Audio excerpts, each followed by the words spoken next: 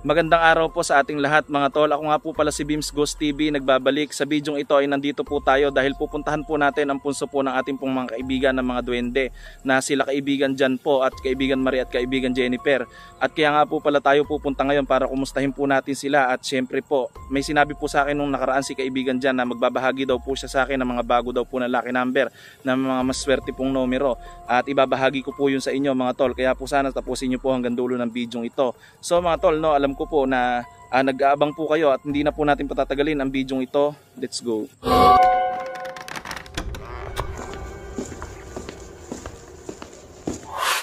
Ayan po mga tol, naglalakad na po tayo dahil andito po yung punso nila kaibigan dyan at medyo malapit na po tayo sa punso mga tol, no? At sobrang dinamo na po ngayon yung paligid po mga tol.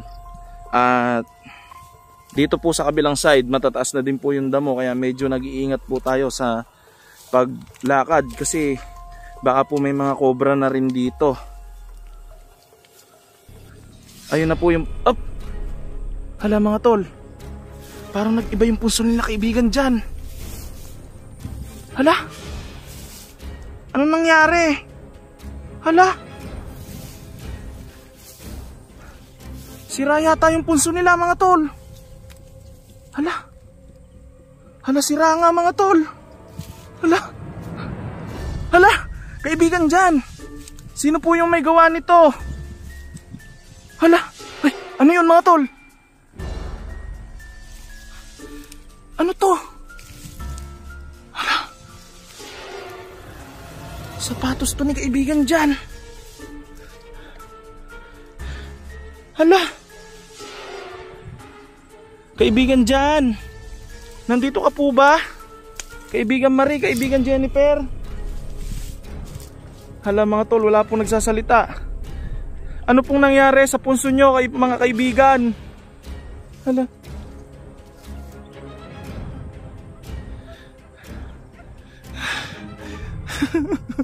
sino may gawa nito?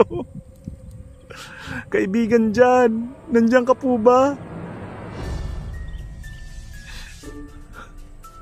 Alam ko po mga kaibigan na mababait po kayo, pero hindi ko po inaasahan o akalain na isa rin po kayo sa mabibiktima ng mga naninira ng mga punso. Ano ba yan?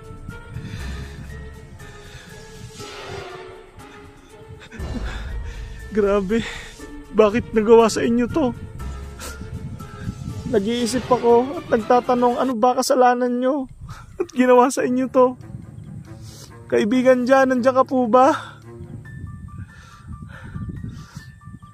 Hindi po ako mapalagay ngayon mga tol, baka po may nangyaring masama kay kaibigan dyan at sa kanya pong pamilya, kasi ayun po yung kabyak po ng sapatos niya, at yung kabyak po nito mga tol ay binahagi niya po sa akin o pinagkaloob niya po sa akin nung nakaraan na hindi ko na lamang po ibinidyo. At ito po ay pinagpalitan pong sapatos ni kaibigan dyan. Mahalaga po sa kanya to. Bakit nandito?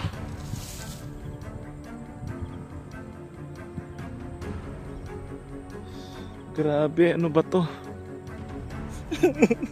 Kaibigan, ano nangyari?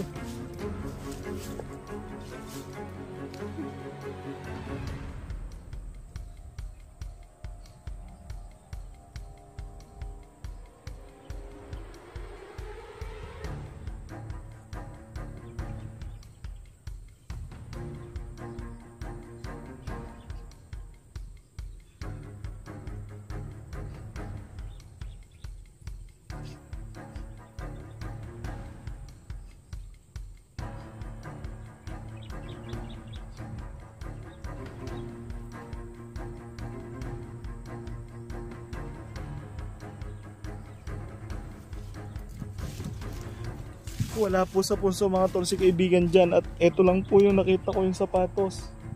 Siguro po mga tol ay umalis po sila sa punso o may nangyari po sa kaibigan dyan natin, sa kaibigan po natin mga duwende. Sigurado po ako na may ginawa pong hindi maganda yung simira po ng punso na to, at wag naman po sana na may kakayahan po yung gumawa nito at may ginawa po sa kaibigan natin duwende. Ang sakit po mga tol sa loob. Kaibigan dyan, nandyan po ba kayo sa pulso nyo po? Wala po talaga mga tol sumasagot. Nakakalungkot po mga tol. Kaibigan Marie, kaibigan Jennifer, nandyan po ba kayo? Wala na mga tol. Wala na yung kaibigan duwende natin. Ito na lang po yung natira. Yung pinaglumaan po niyang sapatos. Kaibigan.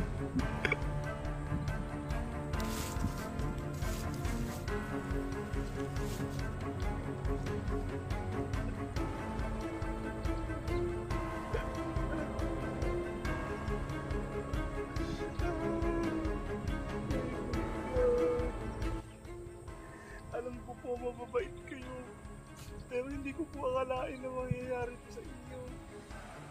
Hindi ko po akalain na may sisira po sa inyong puso. Bakit po ginanon nila kayo? Minsan hindi nyo po maisipan na manakit po ng ibang tao o gumanti po sa gumagawa ng masama sa inyo. Alam ko po na nag-aani tayo ng marami pong pambabas mula po sa mga ibang tao na hindi naniniwala sa mga ganitong content at sa mga ganito po na mga punso. Dahil akala po nila ang punso po ay bahay lamang ng mga anay. Pero hindi naman po lahat ay bahay lang ng anay. Meron din pong bahay na kagaya nito na bahay nyo na tinitirahan talaga ng duwende. Nalulungkot po ako kaibigan dyan. Kung naririnig mo nga po ako ngayon at hindi ka lang nagsasalita, ay sana po ay magsalita ka at makipag-usap ka sa akin para malaman ko po kung sino po ang sinira nito upang ako po ay kausapin sila at bigyan po sila ng tamang leksyon. Pagbayarin po sa ginawa nilang paninira sa puso mo dahil ito po hindi tama, dahil pinaghirapan niyo po itong ginawa sa loob po ng kulang 2 taon pagkakaibigan natin. Ngayon lang po, kung kailan lumaki yung puso nyo ay sinira pa po nila. Kaibigan dyan, nasaan ka man ngayon? Alam po, at naniniwala ako na magkikita pa tayo. Hahanapin po kita kaibigan, nasaan ka man magpunta.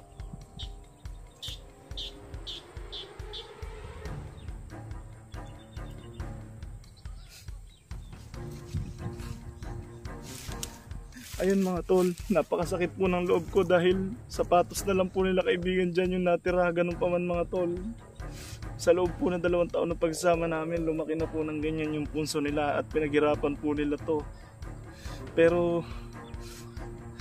ni minsan wala po akong nakita na ginawa nilang mali. Puro po pagtulong o mga payo po na magaganda po sa mga tao. Kahit po binabash na po kami, kahit na po binabash na po sila ng ibang hindi naniniwala.